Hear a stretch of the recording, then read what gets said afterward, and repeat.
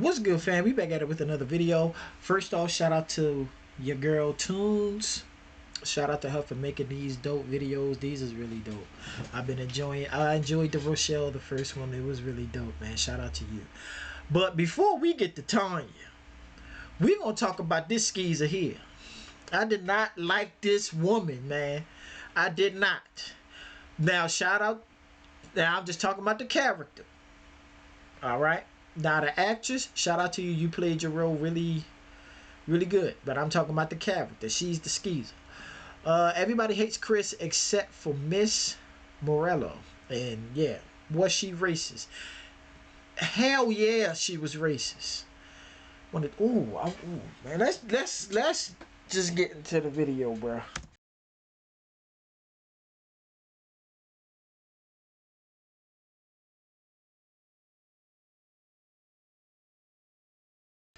Unfortunately, I think Chris is a crack baby. The mother's a little delusional. Her brain is addled by years of drug abuse and cheap wine spodioti. She's actually convinced herself that she has a husband who works 2 jobs and that they own a house in the ghetto. I can't believe a word she says. I remember thinking, I'm about to beat this bitch up.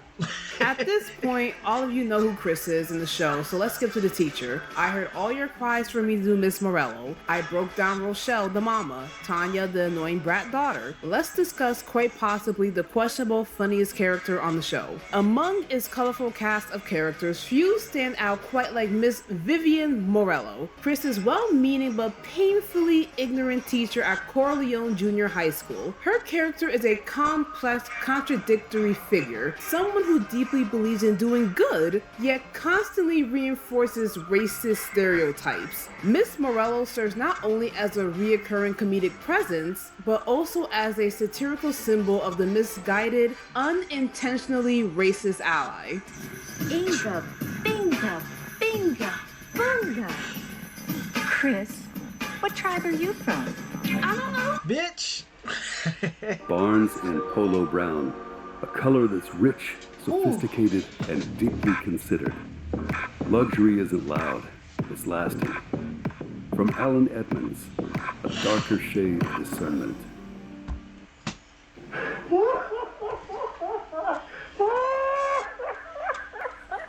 On the surface, Miss Morello is portrayed as a kind-hearted and supportive teacher, like she be going above and beyond for Chris. She routinely tries to show encouragement to Chris, often offering advice, giving him special attention, or going out of her way to help him with school matters. She speaks in a warm tone, smiles often, and seems to take genuine interest in Chris's future. In her mind, she is one of the good ones, a person trying to uplift a disadvantaged student. However, this is precisely where the satire begins. Her attempts to be supportive are filtered through a lens of racial bias and stereotypes. While her tone is friendly, her comments are often tone-deaf, patronizing, and based on flawed assumptions about Black culture and identity. I'd like all book reports to be on books that were made into movies. Are you high? I'm asking, not judging. No.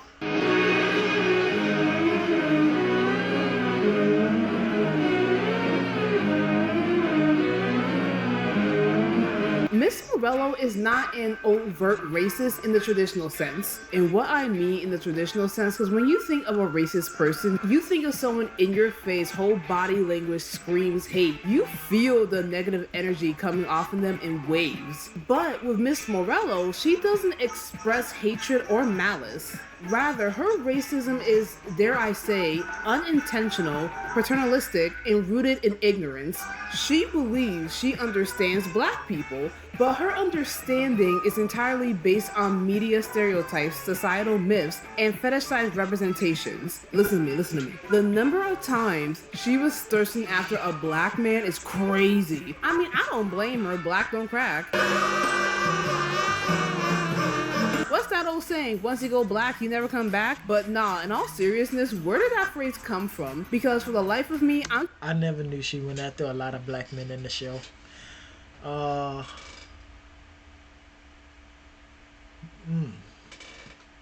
So she fetishizes Black men, but Trying to find the origins of that sentence, and I got nothing but Urban Dictionary. She frequently assumes that Chris comes from a broken home, that his mother is a crack addict, not Rochelle on drugs, that he is involved in criminal activity, or that he has a dozen siblings. Thank you, Chris. It's hard because I don't have 19 or 20 other siblings like you. Is this nigga serious? The ongoing joke throughout the show is that Mr. Morello believes Chris doesn't have a father. I have a father. I know, Chris. If only your mom knew his name. Beat her fucking ass already, bruh. Like, oh. What's even more amazing is that these statements are not delivered with spite, but with a twisted form of sympathy. The comedy lies in how sincere and clueless she is. When Chris tries to correct her, she often assumes he is lying, sometimes claiming he's on drugs, because his real life doesn't match the narrative she's convinced herself of. This reflects a form of soft racism, a set of biases that masquerade as empathy but actually reinforce damaging ideas. Miss Morello doesn't know that she's racist because she believes being kind and interested in Black culture is enough to absolve her of any prejudice. She is in fact the very model of the well-meaning but racially ignorant person who often does more harm than good.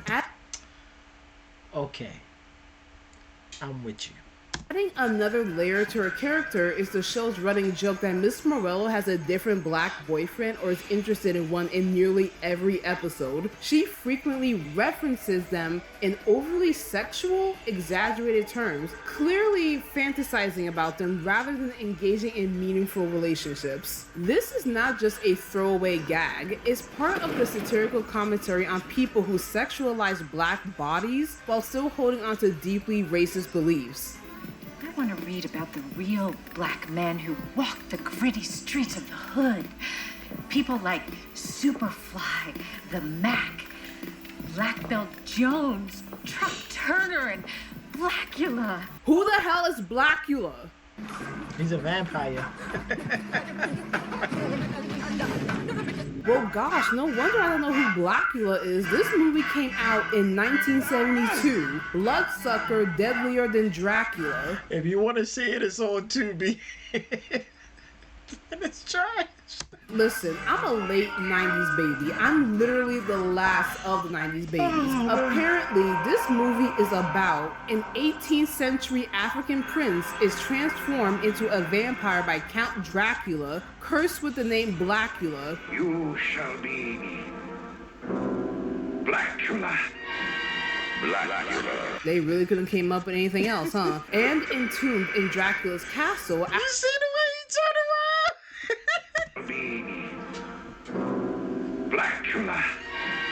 Blackula. They really couldn't came up with anything else, huh? And entombed in Dracula's castle after he fails to convince the Count to support him in his cause to end the slave trade. Damn, Drac, you didn't want to free the slaves? 200 years later, a pair of gay interior decorators transport his coffin to LA, where he awakens with an unquenchable thirst for human blood, as Blackula pursues a woman who resembles his long-dead wife, Luva? Did I say that right? Luva? Her brother-in-law, a pathologist, investigate the string of carnage that follows in the vampire's wake. Wait, why does this movie sound so good to watch all of a sudden? It ain't. We have got to the point where literally anybody can build a fully working app without knowing how to code. This is based. A few moments later. More horrifying than Dracula.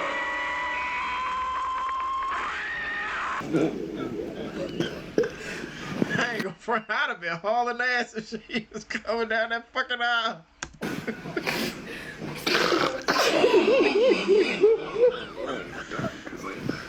If there's one thing y'all should know about me, I love bad movies. For example, Sharknado, Killer Sofa, and all-time favorite, Attack of the Killer Tomatoes.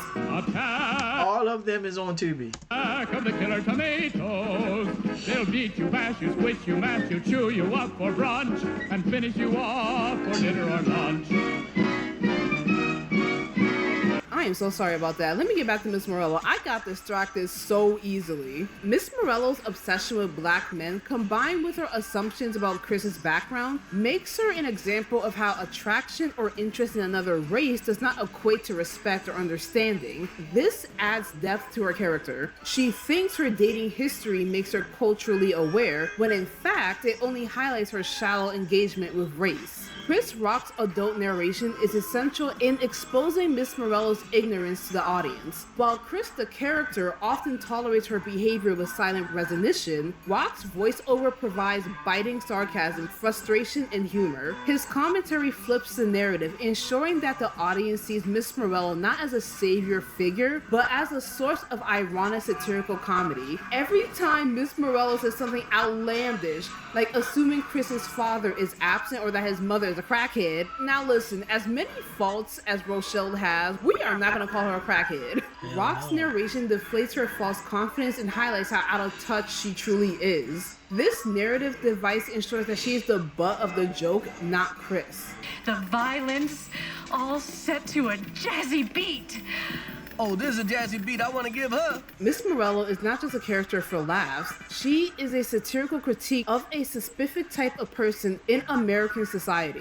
She embodies the white liberal who wants to be inclusive and helpful, but hasn't done the work to truly understand racial issues. Instead of listening, learning, or challenging her beliefs, she defaults to the stereotypes she absorbed over time. She is a warning about what happens when people assume that good intentions are enough. The humor in Miss Morello is sharp because it's uncomfortable. It forces viewers to confront the idea that you can be nice and still be racist. I mean, it's basically the same thing with a serial killer. You could be a total sweetheart and murder somebody and chop up their body parts. You can still like... Why y'all like that show? I'm just curious. Why do... Because plenty of people want me to watch that show. I'd be like, why? Someone from another race and still dehumanize them with stereotypes. You can want to be helpful while causing harm. There are several moments in Everybody Hates Chris that made us all collectively give a massive bombastic side-eye, criminal offensive side-eye, bombastic side-eye, criminal offensive side-eye. One that stands out is the episode Everybody Hates Funerals. Why? It's crazy how she instantly believes Greg over Chris. Another she trusts a white kid by default. Side-eye moment when Chris wants to attend the Bronx Academy of Science with Greg. Miss Morello's reaction is basically, boy, be so for real, stop being the Lulu. She agrees to help him apply, but not without that heavy skepticism. Chris passed the standard review, but now he has to go through a home interview. During that interview, the questions that Rochelle is asked are insane. The interviewer goes, how long have you been addicted to heroin? And you've struggled with drugs and alcohol most of your adult life? You have 3 children, right? Yes. Can I have their father's names? Plural, as in more than one. Rochelle is stunned. She says she's never done drugs, never had a drinking problem, and that her children all have the same father. The interviewer, still suspicious, asks, do you know his name? Stop the motherfucking music. Yo. Are you dumb? Rochelle loses it, and understandably so. She demands to know where all this misinformation is coming from. It's Miss Morello. Miss Morello told the interviewer that Chris is a crack baby, that Rochelle is delusional and addicted to several substances, believes she has a husband with 2 jobs, and that the family has a house in the ghetto. She said all of that with a polite, genuine smile while drinking chocolate milk. I like chocolate milk. I like chocolate milk. Can I have some chocolate milk? Can I have some chocolate milk? I like chocolate milk. That was my shit for a while, yo. I love this fucking cartoon, bro.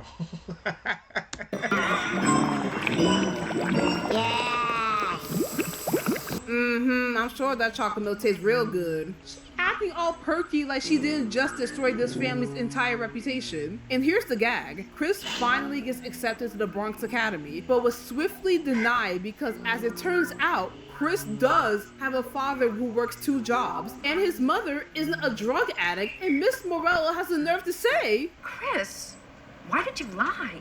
Bitch! Ooh, that's... Ooh. Go there. Go there. Go immediately. Straight. She's literally testing my patience. Is she being so serious right now? Not once has Chris ever spoken negatively about his family. That was you and your mental image of black people. Miss Morello is so locked in with these stereotypes about black people that even hard facts can't shake them. When Rochelle, a well-spoken professional black woman, says her husband has 2 jobs, Miss Morello still insists she must be lying because in Miss Morello's world, a stable black family contradicts what she knows to be true. This is the core of Miss Morello's character. She's polite, nurturing, even affectionate towards Chris, but her worldview is fundamentally racist. Now listen, she doesn't hate Chris, not at all. I say out of everyone in the entirety of the show, she's the one character who doesn't hate Chris, but she does pity him. That pity is rooted in the belief that he is lesser, and that is what makes her character such an important piece of the show's satire. The humor hits because it's so absurd, but not unrealistic. These scenes aren't just exaggerated comedy, they're reflections of real-life microaggressions and systematic bias. Teachers like Miss Morello exist. People in positions of power often sincerely think they're helping while reinforcing racial stereotypes. She got a point.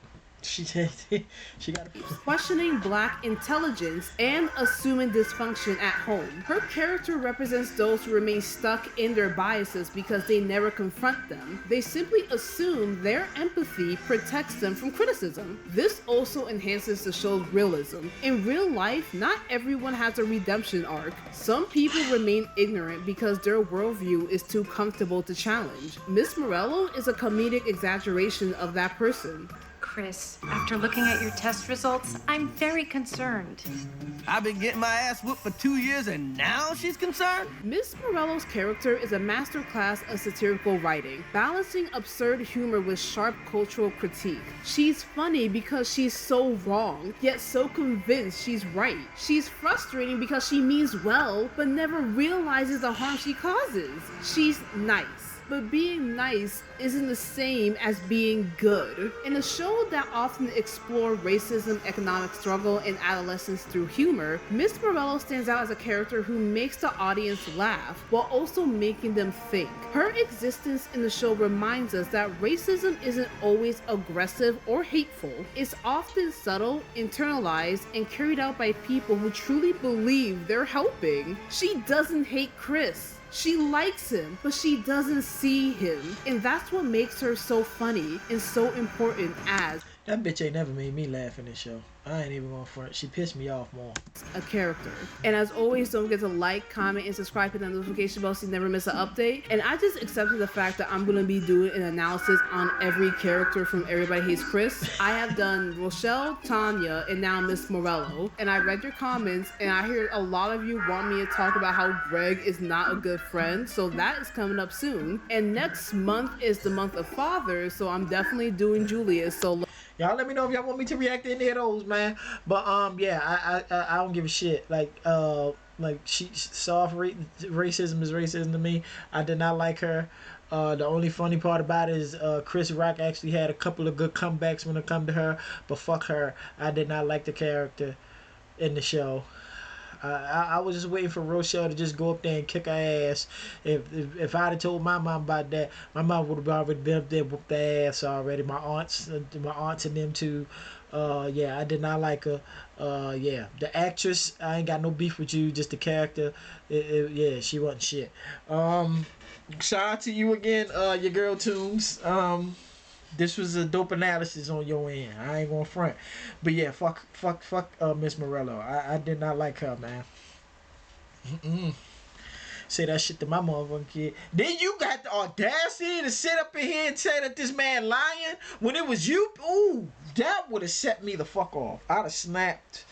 Like, bitch, I ain't lying about shit. You the one that was up in there talking all that shit. Oh. Yeah, I did not like her. I ain't find shit funny that she said. And then you up here fetishizing. You out here trying to throw that meow on some black man after you talked all that shit about. Nah, ain't no way. Ain't no goddamn way. She probably would have tried to throw herself at Chris' father. And then Rochelle would have ripped her fucking head off. Man. But yeah. If y'all enjoyed this, smash the like button for your boy. Comment down below what y'all thought. And also let me know what else you want to react to. Share the video. Subscribe to the channel for your boy. Tanya episode is going to be next. Alright? I'll see y'all in the next one though, man. If you have not subscribed to your girl Toons, show her all the love in the world because she making some dope videos. I'm not going to front. And it's funny that y'all got her doing everybody from everybody pretty much on Everybody Hates Chris. It's funny though. But yeah, man. Y'all like what y'all like, man. I ain't even gonna get mad at y'all, man. Y'all want what y'all want? Cool. I'm gonna do it for you. We out.